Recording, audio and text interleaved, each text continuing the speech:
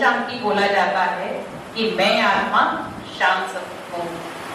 आज हम किस चीज की ज्यादा ओर रखते हैं? शांति चाहिए, है ना। पढ़ाई के लिए शांति जरूरी, ठीक है। अगर आपको नींद चाहिए तो भी शांति जरूरी, अगर आप भोजन कर रहे हैं तो भी शांति जरूरी, बिजनेस कर रहे हैं तो भी शांति जरूरी, गृहस्थी बसा रहे हैं तो भी शांति जरूरी।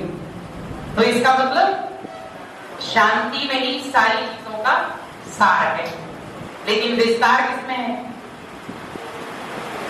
शांति में है सारी चीजों का सार, लेकिन विस्तार किसमें है? तनाव, डिप्रेशन, टेंशन, गुस्सा, एग्रेशन, ये सब चीजें क्या हैं? विस्तार। जिनको अगर इन सभी चीजों को खत्म कर दे तो सार में क्या लाना है हमें? शांति। कितनी चीजों का सार एक शांति है। अगर जीवन में शांति आ जाए तो आपके जीवन से गुस्सा गायब, टेंशन गायब, अशांति जो भी हो रही सब गायब, एक चीज से। अब यहाँ पर आप जितने भी स्टूडेंट बैठे हैं, सबसे ज्यादा गुस्सा किसे आता है?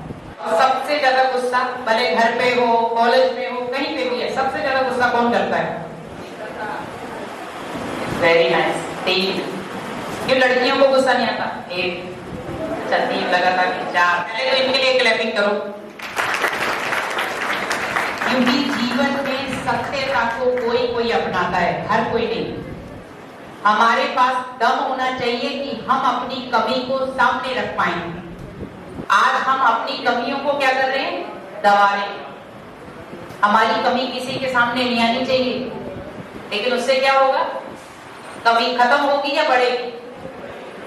बढ़ेगी। अगर आप किसी को आप अपनी कमी बताएंगे नहीं तो कमी कभी भी आपकी जीवन की खत्म नहीं होगी। तो हमें क्या करना है? कमी को बताना है, फेस करना है। जो भी सुसाइड हो रहे हैं, कारण क्या था उसका?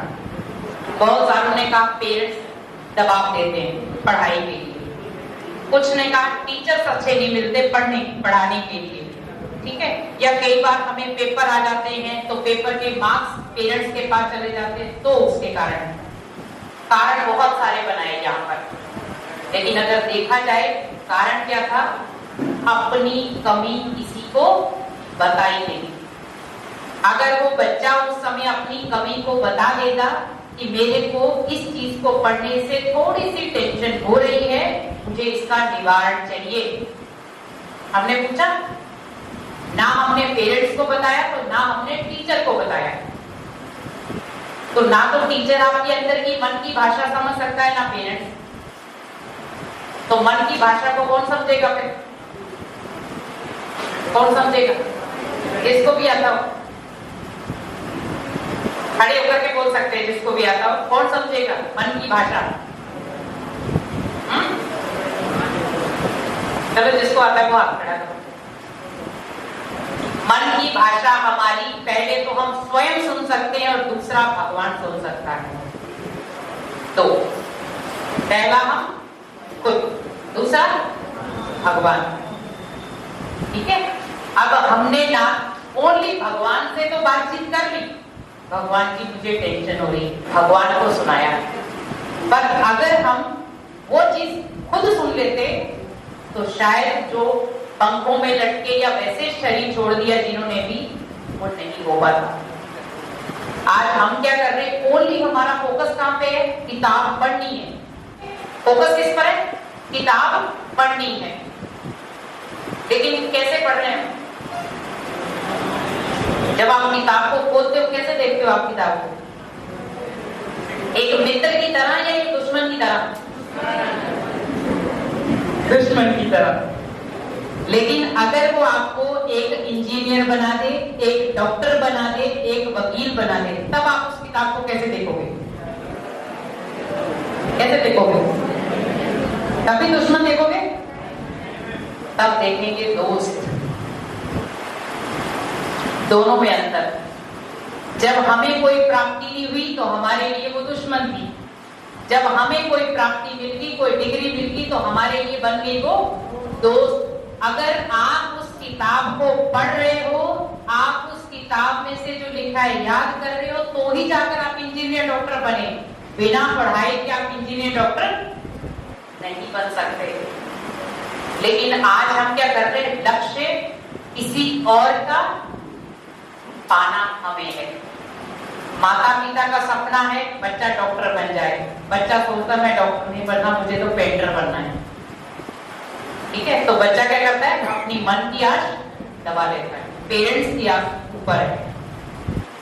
लेकिन आपको यहाँ पर कुछ चीजों का ध्यान रखना है कि वो आश जो आप पूरी ना कर पाओ उसे आप टेंशन के साथ जीवन में मत लाओ। आपके जो मन में है मुझे करना है, बड़े प्यार से आप पेरेंट्स के साथ उस बात को क्लियर करो। क्योंकि आप देखो जीवन में कितनी प्रॉब्लम आई। आज मान लो किसी की 20 साल उम्र है, यहाँ पर बैठे हुए जो भी, किसी की 25 साल है, किसी की 19 साल है, क्या आपको जीवन में कोई प्रॉब्लम नहीं आई? नहीं आई? एक दिन के बचपन से लेकर के अभी तक कोई प्रॉब्लम नहीं आई आपके पास? आई। लेकिन उस समय हमें प्रॉब्लम का पता नहीं था, प्रॉब्लम अब जाके पता चल रही है। अब आप अपने आप को एक दिन का बच्चा समझो जब आप पैदा हुए, क्या उस समय आपको कोई टेंशन थी? क्यों नहीं थी? क्योंकि किताबें नहीं थी। टेंशन तो थी पर बोल नहीं सकते थे, टेंशन तो थी पर जता नहीं सकते थे, क्योंकि वो टेंशन थी पूर्व जन्म की। अभी इस जन्म की तो टेंशन आई नहीं। तो आपने देखा होगा बच्चा कई बार सोया सोया मुस्कुराना शुरू हो जाता है और सोया सोया रोना शुरू हो जाता है। कई बार हम कहते हैं चुप ही नहीं कर रहा। क्यों? क्योंकि उसे पूर्व जन्म की कई चीजें सता रही आगे। आज हम भी ऐसे चीजों में गुजर रहे हैं। कुछ चीजें हमारे भाग्य से जुड़ी हुई हैं, कुछ चीजें हमारी प्रॉब्लम से जुड़ी हुई हैं और कुछ चीजें हमारे खुद की चीजों से जुड़ी हैं, हमारे जीवन से। ठीक है, आपको मैंने 2 गिलास दिए पानी के। अब आपने एक जगह पर चीनी डालनी है 1 चम्मच और एक जगह पर नमक डालना है। कौन सा पिएंगे आप? चीनी वाला। लेकिन नमक वाला? लेकिन जब आपका बीपी लो हो जाए तो डॉक्टर क्या कहते हैं? थोड़ा सा नमक ज्यादा खाया करो। कैसे? मीन्स हमें हर मात्रा बराबर चाहिए। अगर चीनी भी ज्यादा होगी तो शुगर हो जाएगी, नमक ज्यादा हो जाएगा तो बीपी हाई हो जाएगा। तो हमें दोनों चीजों का बैलेंस चाहिए। आज हमारा पढ़ाई में बैलेंस ही नहीं है। पढ़ रहे हैं दबाव से, हैप्पीनेस से नहीं। अगर हम हैप्पीनेस से पढ़ाई करते तो आज जो ये टेंशन का माहौल क्रिएट हो रहा है